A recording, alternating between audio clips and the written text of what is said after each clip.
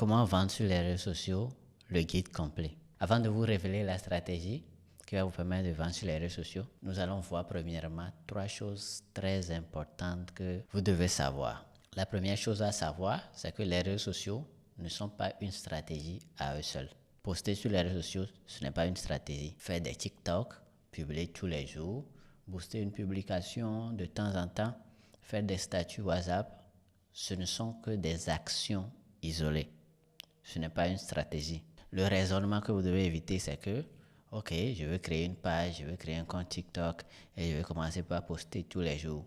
Parce que l'objectif, c'est pas d'être visible. L'objectif, c'est de vendre. Et si tu n'as pas de stratégie, tu n'as pas de plan clair, tu ne feras pas de vente ou tu feras moins de ventes. Donc, le bon raisonnement à avoir, c'est la stratégie d'abord et les réseaux sociaux ensuite. Donc, tu vas te dire, ok, je veux vendre ce produit ou ce service-là à ce type de client grâce à ces stratégies claires. Donc, avant de commencer par faire des publications, tu devrais d'abord définir une stratégie qui montre clairement comment tu vas attirer l'attention de tes clients potentiels, les convaincre et vendre tes produits et services.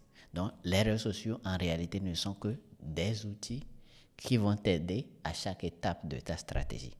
C'est quoi une stratégie? Une stratégie, c'est un plan organisé pour atteindre un objectif. Ici, notre objectif, c'est de faire des ventes. Donc, ta stratégie, c'est un plan organisé qui a pour but de t'aider à faire des ventes. Donc, les 3 questions fondamentales pour avoir une vraie stratégie, c'est premièrement, qu'est-ce que je vends? Qu'est-ce que tu vends? C'est quoi ton offre? Avoir une offre claire. Ensuite, à qui je veux vendre? Ça, c'est ton client idéal. Et la 3e question, c'est comment je vais l'amener à acheter? Et c'est ça le parcours client. Et c'est à partir de là que les réseaux sociaux interviennent pour t'aider à attirer, convaincre et vendre à tes clients idéaux. Donc, ce qu'on va retenir ici, c'est que avant de commencer par poster sur les réseaux sociaux, tu dois définir une stratégie, un plan clair qui montre comment tu vas amener tes clients potentiels à devenir clients en utilisant les réseaux sociaux. Ça, c'est la première chose très importante à savoir.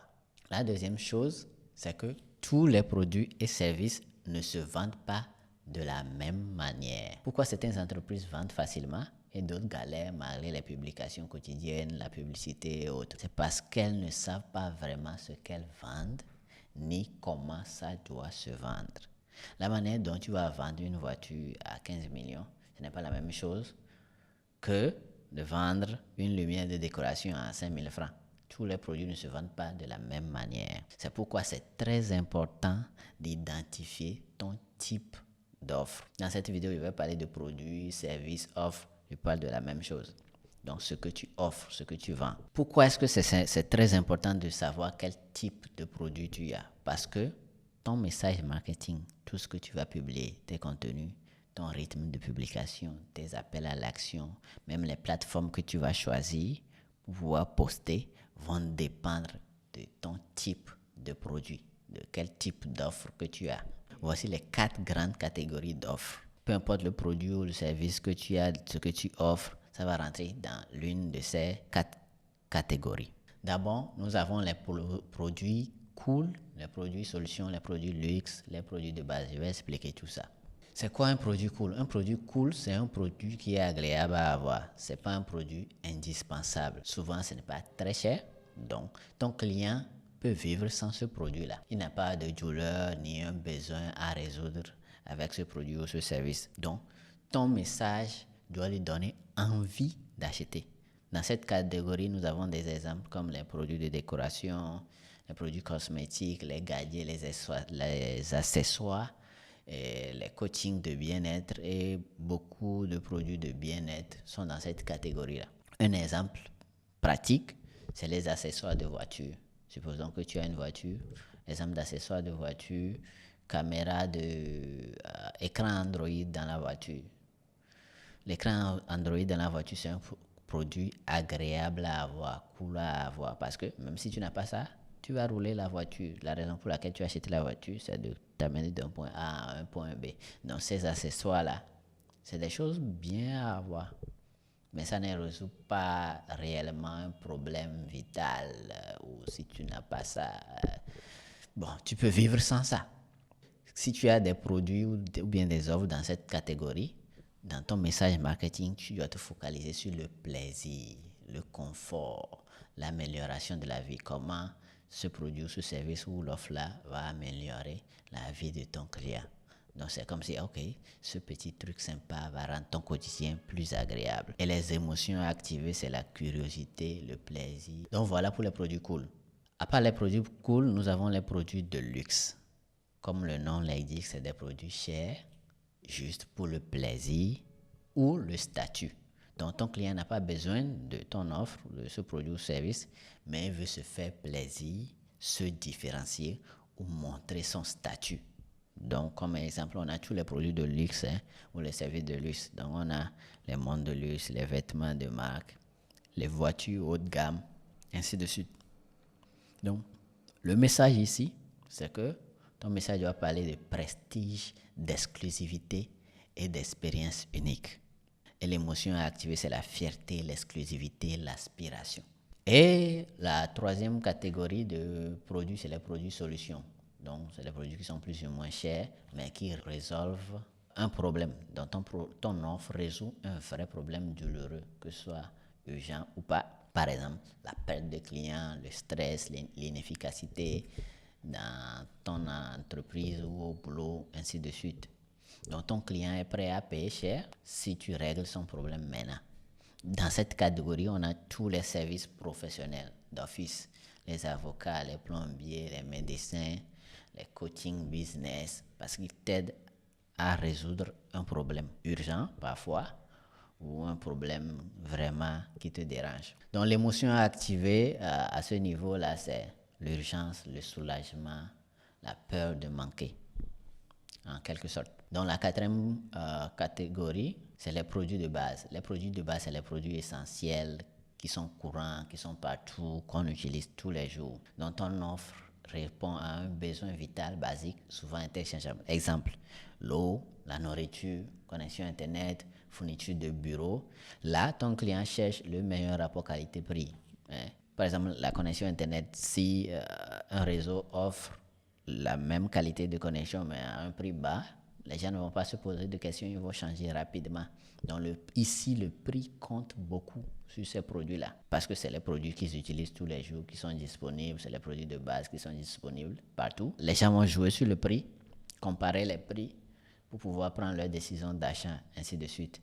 Donc le message véhiculé, c'est que c'est fiable, le produit est fiable, pas cher et c'est disponible maintenant et tu peux livrer rapidement. Voilà les arguments que vous pouvez utiliser dans cette catégorie de produits. Et les émotions activées, c'est la confiance, la logique et l'économie, parce que vous allez les permettre de faire de l'économie. En gros, c'est en résumé rapide, voilà les 4 catégories. Donc, tu dois identifier à quelle catégorie appartient ton produit, ton offre, parce que c'est à partir de là que tout va se dérouler. Donc, comment tu vas publier, qu'est-ce que tu vas publier, comment tout ton message va se baser sur ça, sur la catégorie de produits ou de services que tu as. Ce que tu dois retenir ici, c'est que ton message et ton parcours client changent selon ce que tu vends, ce que tu offres et à qui tu le offres, bien sûr. Donc, tu dois définir un plan de contenu adapté à ton business et à tes offres. Donc, comme on l'a dit au début, la deuxième chose à savoir, c'est que tous les produits ne se vendent pas de la même manière. Donc, en fonction de catégorie de produits ou de services que tu as, ton message doit être adapté à ça. Troisième chose très importante à savoir, c'est que la majorité de tes clients potentiels n'achèteront pas en même temps. En réalité, la majorité de tes clients idéaux ne sont pas encore prêts à acheter quand ils tombent sur ton contenu. Donc, tu fais une publication, ils tombent dessus. Même si c'est tes clients idéaux, la majorité ne seront pas prêts à acheter en même temps. Selon une étude de Google, en moyenne, un client a besoin de 7 à 20 points de contact avant de prendre une décision d'achat. Ça veut dire que peut-être il va revoir tes vidéos 7 fois, 7 à 20 fois avant de pouvoir prendre en moyenne, avant de pouvoir décider que, ok, je vais acheter. Donc, pourquoi les gens n'achètent pas tout de suite? Soit c'est parce qu'ils ne te connaissent pas encore. Ils ont vu ta publication, mais ils ne te connaissent pas encore. Ou soit, ils n'ont pas encore confiance en toi ils ne sont pas encore conscients de leurs problèmes, ou ce n'est pas encore le bon moment pour eux, ou ils ne savent pas ce que tu vends exactement, ou ils doivent comparer plusieurs options pour choisir ce qui sera la meilleure pour eux, ou ils ont besoin de temps pour décider. Donc, pour toutes ces raisons, quand quelqu'un va tomber sur ta publication, même si c'est sur une publication de vente, la personne ne va pas décider d'acheter, même si c'est l'un de tes clients potentiels, un client idéal, quelqu'un qui pourrait acheter chez toi. Par exemple, voilà, selon ce graphe-là, plus de 80% de tes clients idéaux actuels, des personnes qui pourraient acheter chez toi un jour, plus de 80% de ces personnes-là, à l'heure actuelle où on parle, ils ne sont pas en recherche de solutions ou bien d'acheter, à la recherche de ton produit pour l'acheter. Parce que soit ils ne sont pas encore conscients du problème ou du besoin, mais ils ne savent pas encore qu'ils ont besoin de ça, ou ils ne savent pas encore qu'ils ont ce problème-là. Okay? Ou soit ils ont pris conscience mais ne savent pas qu'une solution existe, ne connaissent pas ton produit ou ne te connaissent pas, et ils ne recherchent pas encore activement à trouver une solution à ce besoin-là ou à ce problème. Et c'est seulement 20% qui sont à la recherche d'une solution. Donc soit ils sont en train de comparer les différentes options, où ils sont en train de réfléchir pour faire un achat. Et souvent, l'erreur que certaines entreprises commettent souvent, où ils ne font que des publications de vente, c'est seulement sur cette catégorie de personnes-là qui peuvent avoir des faits. Donc, les personnes qui peuvent acheter c'est dans cette catégorie. Maintenant, en oubliant le fait que même dans cette catégorie, il y a certains qui ne vous connaissent pas encore, ils ne savent pas encore ce que vous vendez, ils ne savent pas encore, ils n'ont pas encore confiance en vous. Donc, ce qui fait que quand vous publiez seulement, vous faites seulement des publications de vente, vous ne touchez qu'une très petite partie des personnes qui pourraient acheter chez vous un jour. Et nous allons voir ce que vous devriez faire normalement à la suite. Donc, ton travail, ce n'est pas de vendre dès ta première publication, mais ton travail, c'est d'attirer l'attention de tes clients potentiels, des gens qui pourraient acheter chez toi, de garder le contact, qui est très important, de créer la confiance et les accompagner jusqu'à ce qu'ils soient prêts à acheter. Ton travail, c'est pas de chercher à vendre tout de suite avec ta première publication, non. C'est d'attirer leur attention, de garder le contact, de créer la confiance et les accompagner jusqu'à ce qu'ils soient prêts à acheter. Maintenant, comment est-ce que tu dois garder le contact avec tes clients? Premièrement, tu vas les amener à t'abonner à tes comptes sur la plateforme que tu vas utiliser pour créer du contenu. C'est un bon début, l'abonnement, mais il faut savoir que les abonnés ne t'appartiennent pas. Tu peux avoir 100 000 abonnés sur TikTok ou sur une plateforme. En réalité, ça ne t'appartient pas. Parce que les règles de jeu changent tout le temps, l'algorithme change. Tu peux avoir ces 100 000 abonnés là aujourd'hui et demain l'algorithme a changé, tu ne peux plus toucher ces 100 000 abonnés là. Ou quelqu'un a piraté ton compte, ou ton compte est restreint, ou supprimé, ou la portée organique du jour au lendemain chute. On a vécu ça ici où tu commences pas à publier et puis tu n'arrives plus à atteindre beaucoup plus de personnes comme avant. Ou les plateformes peuvent décider de te faire payer pour atteindre ton propre public. C'est ce que Facebook a fait. Au début, c'est facile de toucher des gens, mais arrivé à un moment, si tu veux toucher beaucoup plus de personnes, tu dois payer. C'est ce que TikTok est en train de faire maintenant, ainsi de suite. Donc, les abonnés ne t'appartiennent pas. Donc, tu dois garder en tête que ce que tu dois faire à la place, c'est transformer tes abonnés en contact privé. Même si ce n'est pas pour acheter, en même temps, tu dois prendre le contact de tes clients potentiels, tes abonnés. Leur contact, ça veut dire leur numéro de téléphone, soit tu les amènes sur WhatsApp, ou leur email. Ou si tu as une autre plateforme de gestion de relations clients, CRM, là, tu les amènes là. Si tu as son email ou son numéro de téléphone, peu importe ce qui peut arriver sur les réseaux sociaux un jour, tu peux contacter tes clients potentiels. C'est ton capital. Je crois que c'est la ressource la plus importante dans ton business. Les contacts de tes clients et de tes clients potentiels. Donc, tu dois créer un système pour capter tes prospects. Tu es amener tes abonnés, que ce soit les amener à rejoindre ton liste d'email, un groupe WhatsApp ou un groupe de diffusion, peu importe la base de données client que tu as. Donc, tu dois tout faire, créer un système pour pouvoir capter leurs contacts. Donc, ce qu'on doit retenir ici, c'est que si tu veux vendre sur les réseaux sociaux, tu dois arrêter d'espérer vendre à tout le monde tout de suite, mais créer du contenu adapté à chaque niveau de conscience. Ce qu'on a vu ici, certaines personnes ne savent pas encore qu'ils ont besoin de ton produit ou de ton service, de ton offre. Donc, tu dois créer du contenu à ce niveau-là pour les aider à savoir que, OK, ils auront besoin de ce produit. Ceux qui savent qu'ils ont ce problème ou ce besoin, mais ils ne sont pas encore à la recherche de solutions, tu dois créer un autre type de contenu pour les aider à prendre la décision de pouvoir passer à l'action et acheter. Et ceux qui sont ici, faire des vidéos de vente pour les convertir et les amener à acheter. Donc, tu dois créer un plan de contenu adapté à chaque niveau de conscience. Par la suite, garder le contact avec ceux qui sont intéressés jusqu'au moment où ils seront prêts à acheter. Donc voilà les 3 choses très importantes que nous devons savoir d'abord. Maintenant, nous allons passer à la suite. Les 3 étapes pour vendre sur les réseaux sociaux ou grâce aux réseaux sociaux. Il faut savoir que les gens achètent ceux qu'ils connaissent, apprécient et en qui ils ont confiance. Donc connaître, les gens savent que tu existes. Donc, si la personne ne sait pas que tu existes, ils ne vont pas acheter chez toi. Il va dire, OK, je le vois sur les réseaux sociaux. Ensuite, les gens achètent chez les personnes qui connaissent, apprécient. Apprécient, c'est qu'ils aiment ta manière de communiquer, de penser, de travailler. Nous allons voir par la suite quel type de contenu créer pour te faire apprécier. Ou la personne va peut-être dire, j'aime bien ce qu'il fait. Et ensuite, les gens achètent chez des personnes en qui ils ont confiance. Donc là, ils croient que tu peux résoudre leurs problèmes. Là, je crois qu'ils peuvent m'aider. Donc, c'est les réseaux sociaux qui vont t'aider là à construire ces relations progressivement du niveau où peut-être la personne ne te connaît pas et maintenant il te connaît, il t'apprécie, il a confiance à toi et il décide d'acheter.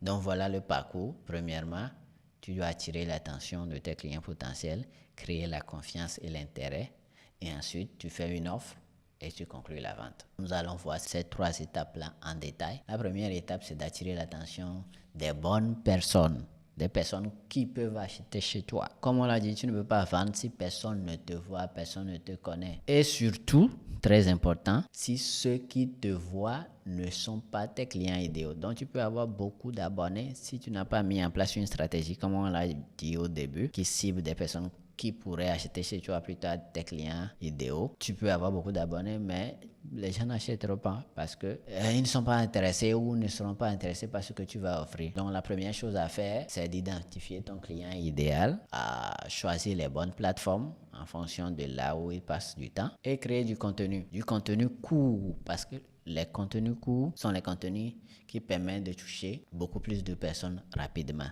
Donc, les TikTok, les Reels, les Shorts, avec des accroches puissantes pour attirer, interpeller et éduquer tes clients potentiels. Ce qui marche aussi, c'est les astuces rapides, les chiffres chocs, les contenus inspirants ou polarisants qui va mener les gens à débattre en commentaire. Et l'une des choses qui te permet d'attirer facilement l'attention des gens que tu veux, c'est de parler de leurs problèmes, de leurs peurs et de leurs désirs. Et ensuite, on a fait que tu partages des avis sur l'actualité de ton secteur. En gros, voici quel type de contenu créer pour pouvoir attirer l'attention des bonnes personnes, des personnes qui peuvent être intéressées par ton produit. Du contenu court en priorité, parce que c'est plus rapide à faire avec des accroches puissantes qui vont attirer, interpeller et éduquer. Partager des astuces rapides, des chiffres chocs, des contenus inspirants ou polarisants. Parler des problèmes, des peurs et des désirs de tes clients, partager des avis sur les actualités du secteur. Donc l'objectif ici, c'est de te rendre visible auprès des bonnes personnes, des personnes qui peuvent acheter ce que tu vas offrir. Ça, c'est la première étape. La deuxième étape, c'est de créer la confiance et l'intérêt. Comment créer la confiance et l'intérêt? C'est de montrer que tu sais de quoi tu parles. Donc, montrer ton expertise avec du contenu éducatif, des conseils pratiques à forte valeur ajoutée, des études de cas, partager ton histoire, tes valeurs, les coulisses de ton travail, utiliser des preuves sociales comme les témoignages, les résultats mesurables, les chiffres, les clients avec qui tu travailles, répondre aux objections fréquentes dans tes contenus. Quand tu fais ça, tu crées de la confiance et de l'intérêt pour ce que tu fais. Donc l'objectif, c'est de construire une relation de confiance avec ton audience. Et comme on l'a vu, en fonction de la catégorie de produits que tu as, d'offres que tu as, ces étapes-là vont légèrement changer. Et en troisième étape, nous avons converti avec une offre claire et un appel à l'action. C'est là que tu présentes clairement tes produits ou services, pour qui, quoi, comment et à quel prix tu le vends. Et tu facilites le passage à l'action en partageant les liens, le WhatsApp ou le formulaire si nécessaire en fonction de l'offre. Et tu crées un sentiment d'urgence ou d'opportunité pour les amener à passer à l'action en même temps. Ceux qui ne sont pas passés à l'action pour acheter, tu les relances après, que ce soit par message privé, par WhatsApp ou par email. Donc l'objectif ici, c'est de vendre, amener ton audience à passer à l'action et à acheter. Donc voilà en résumé les 3 étapes pour pouvoir attirer l'attention des personnes qui sont intéressées par tes produits, créer la confiance et l'intérêt et vendre. Si tu mets en place ces 3 étapes dans ton business, tu ne manqueras pas de clients. En résumé, avant de commencer par publier sur les réseaux sociaux, s'il te plaît, il te faut une stratégie. Parce que tu n'as pas de stratégie, tu vas perdre du temps, de l'énergie. Et même si tu vends, tu aurais pu atteindre beaucoup plus de résultats si tu as mis en place une stratégie. Deuxième chose, tous les offres ne se vendent pas de la même manière comme on l'a vu, parce qu'il y a plusieurs catégories de produits, de services, d'offres. Donc, il te faut un plan de contenu adapté à ton business, à tes offres. Il y a aussi le fait que la majorité de tes clients potentiels n'achèteront pas en même temps. Donc, tu dois garder le contact avec tes prospects, tes clients potentiels. Créer du contenu régulièrement et tout faire pour prendre leur contact. Il y a plusieurs manières de faire ça, que ce soit leur numéro de téléphone ou leur email, pour pouvoir les contacter, même s'il y a un problème avec tes réseaux sociaux. Donc, il faut pas juste... Et il te faut juste 3 types de contenus pour commencer par vendre sur les réseaux sociaux. Des contenus pour attirer l'attention, des contenus pour créer la confiance et les contenus de vente où tu parles de ton offre et tu les pousses à l'achat. C'est un peu ça en résumé, ce qu'il te faut faire dans ton business de manière simplifiée pour pouvoir trouver des clients grâce aux réseaux sociaux et faire des ventes pour ton business.